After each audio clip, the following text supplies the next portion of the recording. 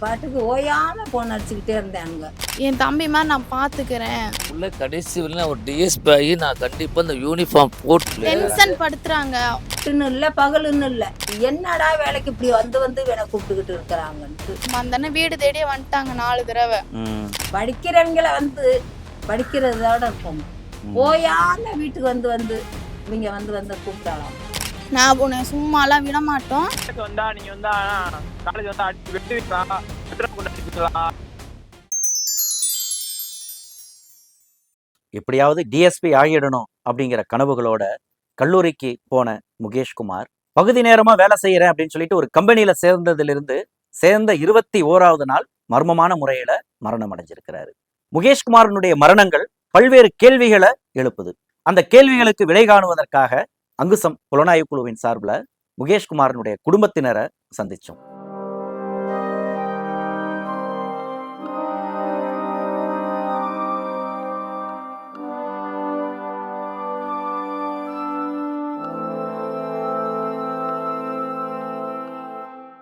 முகேஷ்குமாரனுடைய குடும்பம் திருச்சி மணப்பாறையை அடுத்த காவல்காரன் பட்டியல தான் அவர் பிறந்த ஊரு.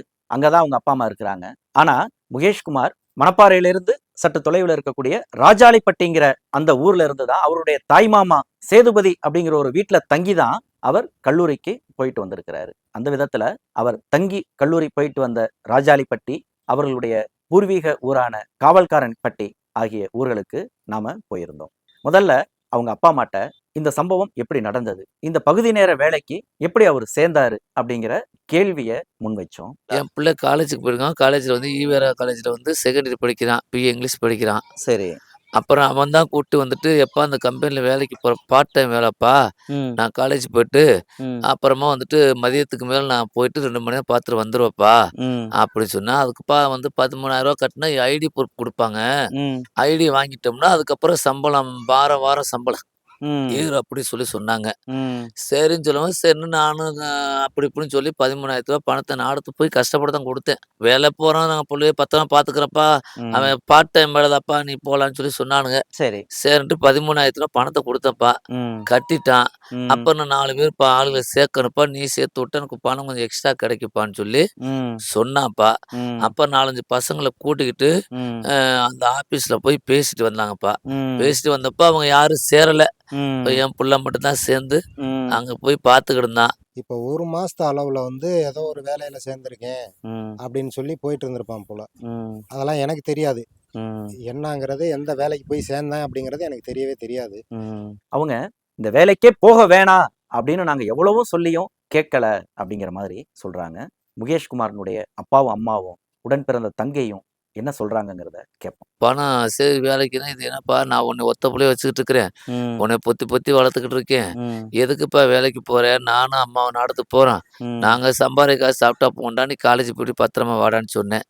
அதுக்கு அவன் என்ன சொன்னேன், இல்லப்பா எனக்கு பார்ட் டைம் தான், கம்பெனி வேலை வந்து கருமண்டத்துல போட்டிருக்காங்க, ஆபீஸ் அங்கதான் இருக்கு, நாங்க போறப்பான்னா.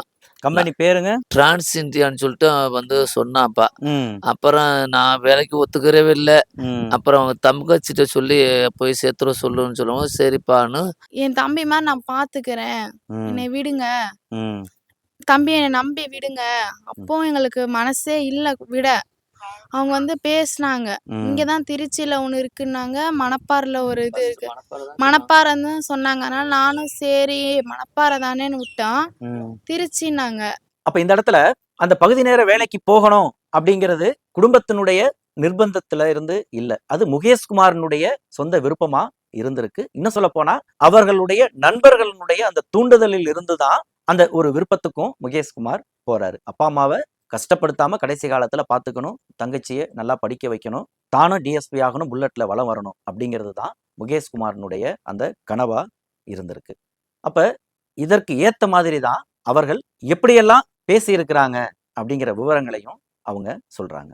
வீடு கட்டணும், வண்டி வாங்கணும், அம்மா அப்பாவும் நல்லபடியா பாத்துக்கணும், எனக்கு பிடிச்ச மாதிரி இருக்கணும், நான் அப்பாவெல்லாம் நாடத்துக்குலாம் போவேணாம், கஷ்டப்பட்டதெல்லாம் போதும், வீட்டோடய இருக்கட்டும், அதிகம் எனக்கு நிறைய பண்ணணும் ஆசை, அம்மாவை அமைதியாவே இருக்கணும் அவருடைய ஆசை. டிஎஸ்பி அப்படிங்கிற ஒரே கான்செப்ட்ல தான் படிச்சா. இதுக்கு இடையில தான் இந்த இது வந்தது போறதுல தான் என் புள்ள கடைசி வரையிலும் ஒரு டிஎஸ்பி ஆகி நான் கண்டிப்பா இந்த யூனிஃபார்ம் போட்டே ஆகணும்னு வெறித்தனமா இருந்தான். நாங்க எவ்வளவு கஷ்டப்பட்டோம் படிக்க வைக்கிறப்பான்னு நாங்க சொன்னோம். இதுக்கு இடையில இந்த பார்ட் டைம் வேலை இப்படி போறதுக்கு வர்றதுக்கு என் படிப்பு செலவு இப்படி ஆயிக்கணும். பஸ்ஸு காசு சிரமமா இருக்குதுன்னு பொறந்தீங்க ஊர் ஊரா போய் நாடகம் ஆடி கொண்டாந்து எங்களை கஷ்டப்படுத்துறீங்க. இனிமேலுக்கு அப்பா அம்மா கஷ்டப்பட விடக்கூடாது அப்படிங்கிறதுக்காக வேண்டி இந்த பார்ட் டைம் வேலைக்கு போனானே தவிர அவன் குறிக்கோள் பூரா நான் அந்த யூனிஃபார்ம் போட்டு டிஎஸ்பி யூனிஃபார்ம் போட்டே ஆகணும், நான் படிச்சே ஆகணும், அப்பா அம்மா தங்கச்சி நல்லா பார்த்துக்கணும் அப்படிங்கிறது தான் அவனுடைய கடைசி வரலையும் ஆசை அதில் தான் இருந்துச்சு. அந்த அண்ணன் வீடு தேடியே வந்துட்டாங்க 4 தடவை. டே வாடா, இந்த மாதிரி இங்க வண்டிலாம் நாங்க இந்த ஜாபுக்கு போய் தான் வாங்கினோம். நீ கஷ்டப்படுறதுக்கு இந்த மாதிரி நீ கொத்தனார் வேலை இந்த மாதிரிலாம் போக தேவையில்ல. நீ அழகா ஏசிலே இருக்கலாம், போன் பார்த்துக்கிட்டே இருக்கலாம், உனக்கு பெசாட்ல வார காசு ஏறும், நீ எதுக்கு கஷ்டப்படுற, வண்டி வாங்கலாம், நான் வீடு கூட கட்ட ஆரம்பிச்சிட்டேன்டா, அடுத்த நான் கார் புக் பண்ணிருக்கேன்னு ஒரு சிவபால அண்ணன் அந்த அண்ணங்களாம் சொன்னாங்க. அண்ணன்ட்டு அவங்க 2 பேர் பேசல, வாடா நீ புல்லட் வாங்கிடலாம்டா, உன் ஆசையெல்லாம் நிறைவேற்றிடலாம்டா, நீ வந்தா புல்லட்டோட தாண்டா வெளியே அனுப்புவோம் அப்படியே கேரண்டியா சொன்னாங்க என் முன்னாடியே தான். நான் உன்னை சும்மாலாம் விட மாட்டோம், நீ எப்படி வந்தியா அதோட நான் டபுள் மடங்கா உன்னை அனுப்புவோம்டா, நீ நினைச்சதோட பெருசா பண்ணிடலாம், நாங்க எப்படி இருக்கோம் பாத்தியா, நீ வாடா ரொம்ப பண்ணாங்க. அந்த நித்தீஷுங்க அந்த அண்ணன் தான் சொன்னாங்க, ரூம்லாம் இருக்கு, நீ எங்க கூடவே இரு, எங்க கூட இருந்தா எங்க கூட நீ மேல போயிடலாம், மத்த பசங்களோட சேர வேணாம், எங்க கூட வந்தேன்னா நாங்க எப்படி மேல இன்க்ரீஸ் ஆயிட்டே இருக்கோமோ நீ எங்க மேலேயே வந்துடலாம். ஐடில இருந்து ஒரு நம்பர் மெசேஜ் வந்து சொல்லு, அந்த ஐடி போட்டோம்னா எம்ஐ போஸ்ட்னு ஒண்ணு தருவாங்களாம். அந்த எம்ஐ போஸ்ட் எடுத்தாங்கன்னா அவங்க இடம் இந்த மாதிரி காரு வண்டி இதை வாங்கி தருவாங்களாம். இந்த கார் வாங்கி தருவா 10 லட்சம்னா அவங்க 5 லட்சம் போட்டுக்குவாங்க, 5 லட்சம் நம்ம போடணும் அப்படின்னு சொல்லிச்சு எங்கள்கிட்ட. வந்தவங்க எல்லாம் இதே தான் சொன்னாங்க, எல்லாருமே இதே சொல்லவும் அண்ணனும் மாறிட்டான். சரி நம்மளும் இந்த மாதிரி ஆகலாம், நம்மளும் எத்தனை நாள் தான் இப்படி இருக்கிறது, மோனி நம்மளும் அந்த வேலைக்கு போயிட்டேன்னா நானும் இந்த மாதிரி சம்பாதிக்க ஆரம்பிச்சிருவேன்ல, வண்டி வாங்கிருவேன்ல. வீட்டுல அந்த 13,000 ரூபாய் காசை கட்டி ஒரு வேலைக்கு போகிறது அப்படிங்கிற இடமே அவங்களுக்கு விருப்பம் இல்லை. ஆனாலும் அவர் போய் சேர்றாரு. அடுத்தது அங்க போற இடத்துலயும் வெறுமனே 13,000 ரூபாய் காசை கட்டணும், பொருளை வாங்கணும் அப்படிங்கிறதோட அந்த விவகாரம் முடியல. மாறா இவர் இன்னும் 2 பேரை அங்க சிபாரிசு பண்ணியாகணும். அந்த 2 பேரும் ஆளுக்கு 2 பேரை சிபாரிசு பண்ணியாகணுங்கிற ஒரு நிர்பந்தம் அங்க முகேஷ்குமாருக்கு ஏற்படுது. அப்ப அந்த பின்னணியில இருந்துதான், அந்த டார்கெட்டை முடிக்கணும் அப்படிங்கிற அந்த அழுத்தத்தில் இருந்துதான் முகேஷ்குமார் அந்த நிறுவனத்திலேயே தங்கி வேலை செய்யறது அப்படிங்கிற ஒரு இடத்துக்கு போறாரு. இப்ப தம்பி இறக்குறதுக்கு ஒரு 4 நாளைக்கு முன்னாலதான் தங்கி வேலை செய்யறேன்னு சொல்லி ஒரு வாரம் 10 நாளா சொன்னேன். நான் அதுக்கு ஒத்துக்கறல. நான் நீ டெய்லி காலேஜ் போயிட்டு இப்படி பார்த்துட்டு வீட்டுக்கு வந்துரு அப்படின்னு சொல்லி அனுப்பிச்சுட்டேன். அப்ப என் பொண்ணுகிட்ட சொல்லி அப்பாட்ட சொல்லுமா, நாங்க 4 நாளைக்கு இருந்துட்டு காலேஜும் போய்க்கோ பக்கத்துல இருந்துக்கிறேன்னு சொல்லி சொன்னேன். அப்புறம் கடைசியா ரூமுக்கு போயிட்டு அங்கேயே இருந்து ஒரு வாரம் இருந்துட்டு வரேன்டா அப்படின்ட்டு தான் போனாங்க. நாங்க சொன்ன ஏரியாலட்டு ஒரு 2 நாள் இருந்துட்டு இங்க இருந்துட்டு போ, காலேஜ் போயிட்டு வா அப்படின்னா அவங்க நான் போயிட்டு ஞாயிற்றுக்கிழமை வந்துருவேன்டான்னு சொல்லிட்டு போனாங்க. அதையும் நான் அப்பவும் நான் சொல்றேன், டே நான் ஒத்த புள்ளைய வச்சிருக்கேன், என் புள்ள பத்திரம் அப்படின்னு நான் சொல்லித்தான் அனுப்பிச்சேன். போய் 3 நாள் என் புள்ள இப்படி ஆயிட்டான். அப்ப இந்த பின்னணியில தான் முகேஷ்குமாருக்கு பல்வேறு அழுத்தங்கள், அதாவது அவரு 2 பேரை சேர்த்து விடுறாரு இல்லையா, அந்த சேர்த்து விடுற நபர்கள் ஒரு கட்டத்துல பின்வாங்குறாங்க, கொடுத்த காசை திருப்பி கொடுன்னு கேட்கறாங்க, அதுக்கு கம்பெனியில இடம் இல்லை அப்படின்னு சொல்றாங்க. இது சம்பந்தமான அந்த வாதங்கள் பிரதிவாதங்கள் போயிட்டு இருக்கு அப்படிங்கிறத அவர்களுடைய நண்பர்கள் உறுதிப்படுத்துறாங்க. சரி வீட்லயும் கஷ்டப்படுறாங்க அப்படிங்கிற மாதிரி நம்மளும் வேலைக்கு போவோம் அப்படிங்கிற மாதிரி அந்த பையன் வீட்டுல இருந்துட்டு சரி அவங்க சொன்னதுக்காண்டி அவங்கள நம்பி போனாப்புல அந்த வேலைக்கு. சரி, அந்த பொருள் வாங்கிட்டு வந்தாப்லையா 13,000 பொருள் வாங்கிட்டு வந்தாப்புல. என்னென்ன மாதிரி பொருளுங்க அதெல்லாம்? அது மேக்கப் செட்டு. இங்க மேக்கப் செட்டு, அதாவது நம்ம ஆர்டினரா நம்ம பொருள் இது பண்ற மாதிரி தான் இருக்கும், மேக்கப் செட்டு மாதிரி. அது மாதிரி இன்னொருத்தவங்களோட பேசிட்டு இந்த மாதிரி மார்க்கெட்டிங் பொருள் வாங்கினா உங்களுக்கு இன்சென்டிவ் கிடைக்கிற மாதிரி ஒரு 1000 ரூபாய் கிடைக்கும், ஒரு ஆளு சேர்த்துட்டு 1000 ரூபாய் கிடைக்கும், இந்த மாதிரி ஒரு 10 பேர் சேர்த்தா 10,000 கிடைக்கும் அப்படிங்கிற மாதிரி லிமிடேஷன்ல நிறைய சொல்லியிருக்காங்க. சரி, ஏன் டென்ஷனா இருக்குன்னு கேட்பேன், விளையாட்டு பேசிக்கிட்டே இருக்கோம், ஏன் டென்ஷனா இருக்குன்னு, இல்லடா சேர்த்து விட்டேன் திரும்ப காசு கேட்டு என்னை டார்ச்சர் பண்றாங்க அப்படின்னு சொல்லிட்டு இருந்தாங்க. சொல்லாம சரி விடியா விளையாட்டு எடுத்துக்கியா, அப்புறம் இன்னொரு டைம் போறப்ப பாத்துக்கலாமேன்னு சொன்னாங்க. அது மனசக்தியா இது பண்றதுக்காண்டி அப்புறம் டென்ஷனாவே இருந்துட்டே இருந்துச்சு அங்க போயிட்டு வர வரையுமே. ஆல்வின்ங்கிற பையன் வந்து 13,500 ரூபாய் பணம் கட்டியிருக்கான். அந்த பையனை வந்து என்ன சொல்லியிருக்கான், எனக்கு இதெல்லாம் வந்து போலி கம்பெனியா, எனக்கு அதெல்லாம் வேண்டாம், நீ எனக்கு பணத்தை ரிட்டர்ன் பண்ணு அப்படின்னு சொல்லி கேட்டிருக்கான். முகேஷ்குமார் வந்து மேனேஜர்கிட்ட வந்து ஆல்வின்ங்கிற பையன் வந்து பணத்தை ரிட்டர்ன் பண்ண சொல்றான், ரிட்டர்ன் பண்ணி கொடுங்க சார் அப்படின்னதுக்கு, அப்படியெல்லாம் பண்ண முடியாதுப்பா, நான் என்ன ஏதுன்னு நான் யோசிச்சு சொல்றேன் அப்படின்னு சொல்லியிருக்கான். அவனுக்கு எல்லா பேருமே ப்ரெஷர் கொடுத்துருக்கானுங்க. அந்த டிரான்ஸ் இந்தியாக்காரன் மேனேஜர் நிதிஷ்குமாருங்கிறவனு ப்ரெஷர் கொடுத்துருக்கானுங்க. அதே மாதிரி இவன் மூலியமா ஒரு பணம் கட்டியிருக்கான் பாருங்களேன், ஆல்வின்ங்கிற பையனும் ப்ரெஷர் கொடுத்துருக்கான், என்னோட பணத்தை வாங்கி கொடு, என்னோட பணத்தை வாங்கி கொடு. ரொம்ப முக்கியமா இந்த இடத்துல அவருக்கு தொடர்ச்சியா அந்த கடைசி 1 மாசத்துலதான் போன் வந்துகிட்டே இருந்தது, ஆள் வீடு தேடி வந்துகிட்டே இருந்தாங்க அப்படிங்கிற தகவல்கள் எல்லாமே முகேஷ்குமாருக்கு ஏதோ ஒரு வகையில அழுத்தங்கள் இருந்தது அப்படிங்கறத தான் இந்த சம்பவங்கள் உறுதிப்படுத்துது. போன் வரும், போனை பார்ப்பேன், அப்புறம் போன் வந்துகிட்டே இருக்குதுன்ட்டு அவன் பாட்டுக்கு சிந்தனை புரியாமையே இருக்கு, பாட்டுக்கு ஓயாம போன் அடிச்சுக்கிட்டே இருந்தேனுங்க. இப்ப வந்து இப்போ 1 மாசத்துக்கு இந்த 1 மாசத்து அளவுல ஓயாம போன் வந்துகிட்டு இருக்கும். பேசுவேன் போன்ல, இந்த உடனே கிளம்பி வர்றேன், உடனே வான்னு கூப்பிடுறாங்க, உடனே வான்னு கூப்பிடுறாங்க அப்படின்னு. பிசினஸ் வேலையா இந்த வேலையா தான் ஃபோன் பண்ணிட்டே இருந்தாங்க. ஆச்சு அது முன்னாடி அண்ணனை சேர சொல்லி டார்ச்சர் பண்ணாங்க. அதுக்கப்புறம் நீ ஆளை சேர்த்துடு, நீ ஆளை சேர்த்துடுன்னு டார்ச்சர் பண்ணாங்க. டென்ஷன் படுத்துறாங்க. டென்ஷன் ஆகுறான்னு சொல்லி அப்புறம் ரிலாக்ஸ் ஆயிடும், அப்புறம் பேசி முடிச்சிட்டப்பா அவ்வளவுதான் சொல்லுவேன். இங்க வந்துகிட்டே இருந்தானுங்க, படிச்ச பயலுக தான் வந்து வந்து ஓயாம கூப்பிடு, இங்க வந்து வந்து வந்து கூப்பிட்டானுங்க, வண்டியை போட்டுக்கிட்டு ஓயாம வந்தானுங்க. நைட்டுன்னு இல்ல பகலுன்னு இல்ல, என்னடா வேலைக்கு இப்படி வந்து வந்து வேலை கூப்பிட்டுக்கிட்டு இருக்கிறாங்கன்ட்டு. இந்த 1 மாதத்துக்குள்ளதான் இந்த மாதிரி நடந்தது. வீட்டுக்கே ஓயாம வந்தானுங்க. குளிச்சது கூட ஒரு 2 நிமிஷம் கூட ஆகாது, அப்படி குளிச்சுட்டு அப்படி கிளம்பி இங்க உட்காந்து அந்த சேம்பு கூட போட்டு குளிக்க முடியல, இப்படி தலைக்கு தண்ணியா ஊத்திட்டு ஓடுறேன் அப்படின்னு இங்கனதான் உட்காந்து இப்படி தலைய தடவுனேன்.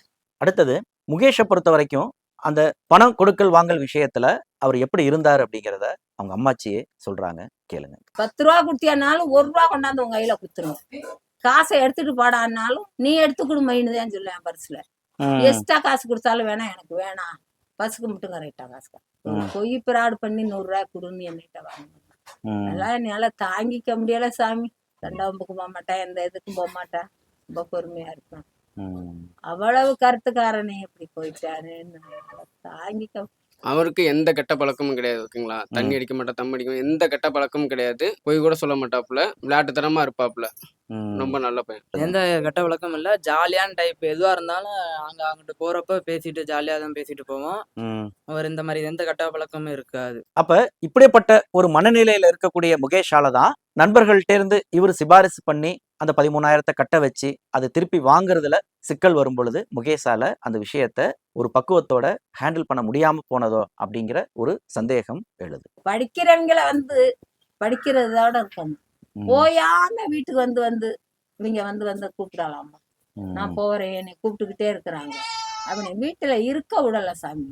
அடுத்தது இது வெறுமனே ஒரு அழுத்தமாக இல்லாம முகேஷ்குமாருக்கு பல்வேறு வகைகள்ல மிரட்டலாகவும் இது இருந்திருக்கு அப்படிங்கிற அந்த சம்பவங்களை அவர் தொலைபேசியில இருந்து எடுக்கப்பட்ட அந்த வாட்ஸ்அப் உரையாடல்களும் இதை தான் உறுதிப்படுத்துது.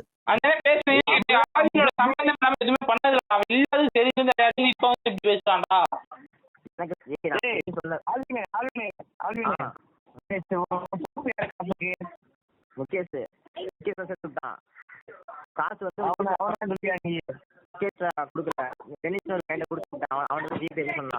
வந்தா நீங்க வந்தா காலேஜ் வந்தா அடி வெட்டுவீங்களா, பெட்ரோல் அடிப்பீங்களா? என்ன வயசுல தம்பி கம்பெனி கொடுத்துருவான், போலீஸ் எல்லாம் தெரியும் அப்படின்னு நான் சொல்றாங்க. எங்களுக்கு போலீஸ் தெரியாதா? ஆமா, உங்களுக்கு தெரியாம தெரியுமா? உங்களுக்கு எல்லா வழக்கம் தெரியுமா? எனக்கு தெரியும். உங்க பேக்ரவுண்ட் எப்படின்னு எனக்கு தெரியும். உங்களை நான் பாத்துக்க முடியுமா? என்ன சொல்றீங்க? ஆமா, பேசி பிடிக்கிறாங்க. என்ன காலை பேசி வார்த்தையை விட்டீங்க, ரொம்ப விட்டாரு, ரொம்ப விட்டுருக்காரு. ஆள் விட்டா நாங்களும் ஆளை விட்டுவோம், பாத்துக்குவோம். அதெல்லாம் ஒண்ணும்